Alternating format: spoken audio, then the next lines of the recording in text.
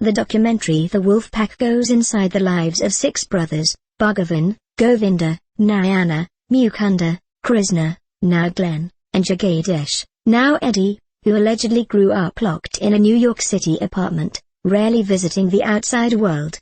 According to the film, their father, Oscar, was the only one who had a key and would only allow the children to leave a few times a year at most.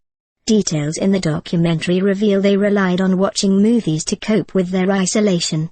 When they weren't being homeschooled, they were glued to the television, taking in the work of directors like Quentin Tarantino. And when they weren't watching, they would recreate scenes from the movies and film themselves in elaborate costumes on self-made sets. A sister, Vishnu, also lived with them but is not featured in the film. In May, People interviewed 4 of the 6 brothers, all of whom now have jobs and come and go freely on their own. They also have social media accounts including Instagram and Twitter.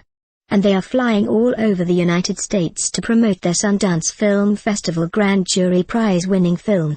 So how could 6 brothers grow up in such an unusual environment, and turn out to be intelligent, sociable adults?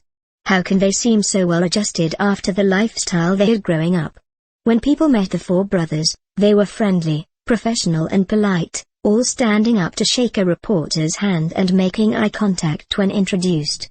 A 5th, Eddie, sat in the back corner of the room with dark sunglasses on and did not participate in the interview, but shook a reporter's hand at the end while leaving. Dr. Kristen Carothers of the Child Mind Institute says normal behavior from children who have been raised in a non-normal situation is in part due to humans being very resilient and having the support of each other.